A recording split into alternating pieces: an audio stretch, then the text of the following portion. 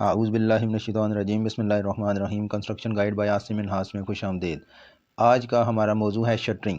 Shuttering से मुतल्लिका मैं पहले भी 3 वीडियोस बना चुका हूँ और ये मेरी चौथी वीडियो है जो कि अभी आप देख रहे हैं। कच्ची शटरिंग आपके 6 इंच के चौड़े फट्टे होते हैं, जबकि प्लाई वाली शटरिंग आपकी 8 बाई 4 की शीट होती है। अभी इन फट्टों के मतलब पिछली वीडियो में मैं सारी डिटेल बता चुका हूँ, इसलिए अभी इसको डिस्कस नहीं करते। अभी प्लाई वाली शटरिंग की बात करते हैं कि अगर जहाँ पे आपकी प्लाई वाली शटरिंग का जॉइंट आएगा तो उस जॉइंट में अगर आपने टेपिंग ना की तो फिर आपका जो छत है वो साफ़ नहीं आएगा। तो इसलिए ज़रूरी है कि जिधर जिधर आपकी प्लाई का जॉइंट आता है वहाँ पर आप उसको मुकम्मल तौर पर टेप कर दें, ताकि जो आपका कंक्रीट है, जो आपका लेंटर का मिक्सचर है, वो इन जॉइंट्स के अंदर ना जाए और एक जोड़ सा ना मालूम हो आपके छत के अंदर जब आपकी प्लाई की शटरिंग खुले। और ये टेपिंग का काम आपने जिधर जिधर आपके बीम्स हैं उनका जो जॉइंट आएगा उनके बाहर वाली साइड पे भी आपने टेपिंग करनी है, और सेम इसी तरह जो आपका कॉलम आएगा उसमें भी आपने चारों कोनों पर इसके कॉलम के टेपिंग कर देनी है। उसका आपको फ़ायदा ये होगा कि जब आप अपने बीम या कॉलम के अंदर वाइब्रेटर चलाएंगे तो ताकि माल जो है वो उसके अंदर से एयर बबल्स निकल जाएं और जो मजबूती है आपकी कंक्रीट की वो सही तरीके से पिलर के अंदर या कॉलम के अंदर पैदा हो या बीम के अंदर पैदा हो। तो उससे जब वाइब्रेटर लगता है तो जो पतला माल होता है जिसमें सीमेंट की ज़्यादा मिकदार होती है वो इन जोड़ों में से बाहर निकल कर बह जाता है। और इसका नुकसान ये होता है कि सीमेंट क्योंकि बीच में से निकल जाता है झटके लगने की वजह से, वाइब्रेशन की वजह से, तो सिर्फ पीछे जो है वो बजरी और रेत ही रह जाती है। तो इसलिए आपने कॉलम्स को अच्छे तरीके से टेपिंग करनी है ताकि जब आपका वाइब्रेटर अंदर आप कॉलम के अंदर वाइब्रेटर लगाएं तो आपका जो माल है प्रॉपर वो बाहर ना निकल सके और कॉलम के अंदर एक मजबूती पैदा हो, सीमेंट उसी के अंदर ठहरा रहे। इसके अलावा आपने अपनी शटरिंग जब घर की करवानी है तो इस चीज़ का ख़ास ख्याल रखना है कि शटरिंग एक लेवल के अंदर हो, और इसके अलावा जो अलाइनमेंट है शटरिंग की वो बहुत ज़्यादा ज़रूरी है। ऐसा ना हो कि जो आपने नीचे से बलियां दी हुई हैं या टेकें दी हुई हैं वो लूज़ हों, तो जब आप ऊपर लोड डालें, जब आपका जो मशीन चले तो वो जो माल डलता है ऊपर, तो उससे आपका लेंटर जो है वो लचक ना खाए। कहने का मकसद ये है कि अलाइनमेंट इसलिए भी ज़रूरी है कि ऐसा ना हो कि आपका लेंटर किसी एक साइड से ऊपर हो और किसी जगह से नीचे हो, किसी जगह से उठा हुआ हो, किसी जगह से बैठा हुआ हो। इस तरह होना चाहिए आपका लेंटर, जिस तरह के टेबल का एक टॉप होता है बिल्कुल स्ट्रेट। अभी आप इसको किस तरीके से बआसानी अपने लेवल सेट कर सकते हैं। आप एक डोरी लें और एक सिरे पर उसको बांध दें किसी चीज़ से, और उसके बाद बाकी दूसरे सिरे पर जाकर दूसरे सिरे से तीसरे कोने और तीसरे कोने से चौथे कोने पर आना शुरू करें।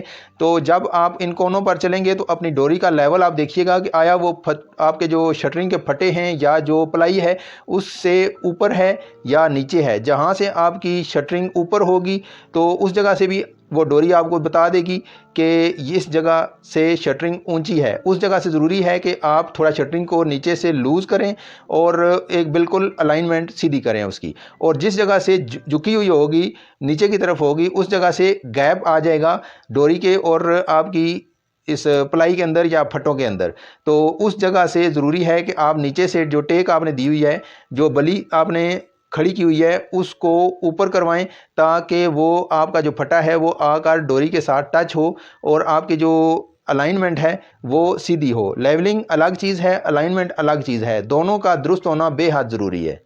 इस चीज़ का भी बहुत ज़्यादा ख्याल रखिए कि जो आप फटे इस्तेमाल करेंगे वो टेढ़े ना हों या कुब उनका ना निकला हुआ हो, क्योंकि अगर कुब होगा तो उससे लेंटर जो है वो बदनुमा होगा, और ये कुब उस वक़्त बहुत ही ज़्यादा ख़तरनाक हो जाएगा जब वो नीचे की जानिब वो झुका हुआ होगा। अगर आपको कोई बहुत ज़्यादा मजबूरी है, आपने उसको इस्तेमाल करना ही करना है हर सूरत, तो कुब की जो सेटिंग है वो इस तरह करें कि जो फटे का कुब निकला हुआ है वो ऊपर की जानिब हो, ताकि आपका जो प्लस्तर करने वाला है उसको बाद में छिलाई ना करनी पड़े, और इधर प्लस्तर की वो छाप देगा तो वो आपका जो नीचे से सीलिंग है, सीलिंग वाला पोर्शन है, वो प्लस्तर में सीधा हो जाएगा। लेकिन अगर वही चीज़ अगर कुब नीचे की तरफ होगा तो फिर आपकी जो सीलिंग है वो टेढ़ी होगी, और या तो उसको बहुत ज़्यादा छिलाइयाँ करनी पड़ेंगी, और छत की छिलाई, कंक्रीट की छिलाई बहुत ज़्यादा मुश्किल होती है, तो इस पर आपका ख़र्चा भी ज़्यादा आएगा और लेंटर भी आपका डिस्टर्ब होगा। इसलिए बहुत ज़्यादा ज़रूरी है कि सबसे पहली बात कि आप सीधे फटे इस्तेमाल करें ताकि ये प्रॉब्लम आपका पैदा ही ना हो। इसके अलावा इस बात का भी ध्यान रखिए कि जो आपकी शटरिंग है वो प्रॉपर बैठी हुई होनी चाहिए और टाइट होनी चाहिए, उसको प्रॉपर कीलें लगी हुई हों, उसके अंदर किसी किस्म की लचक ना हो, ना ही कोई फट्टा लूज़ हो। इसके दो नुकसानात होते हैं, एक तो जो लूज़ शटरिंग होगी उससे आपका लेंटर टेढ़ा होने का ख़तरा होता है, और दूसरा ये कि अगर फट्टे लूज़ हैं, प्रॉपर टाइट नहीं हुए कीलों से, इससे कोई भी वर्कर या ऊपर चलने वाला बंदा नीचे गिर सकता है, जिससे उसको अच्छी खासी चोट लग सकती है।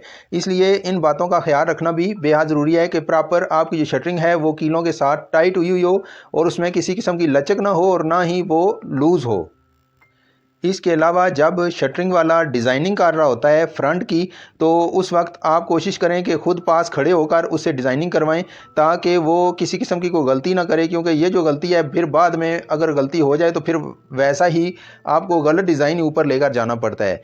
तो जहाँ से कट देना होता है, कट देकर पीछे आना होता है, उस जगह की पैमाइश भी नक्शे के मुताबिक आप नक्शा अपने पास रखें और उस जगह देखें कि वो प्रॉपर उसने काट दिया है। उसके अलावा जहाँ से शेड निकालना है वो जगह भी उसने कितनी लंबाई और कितनी चौड़ाई में आगे बढ़ाई है, इस चीज़ को भी आप अच्छे तरीके से खुद चेक करें ताकि किसी किस्म की कोई मिस्टेक ना हो।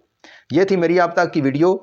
अगर आप रावलपिंडी या इस्लामाबाद के अंदर किसी जगह भी मकान बनाना चाहते हैं तो आप हमसे रब्ता कर सकते हैं और हमारी खिदमात हासिल कर सकते हैं।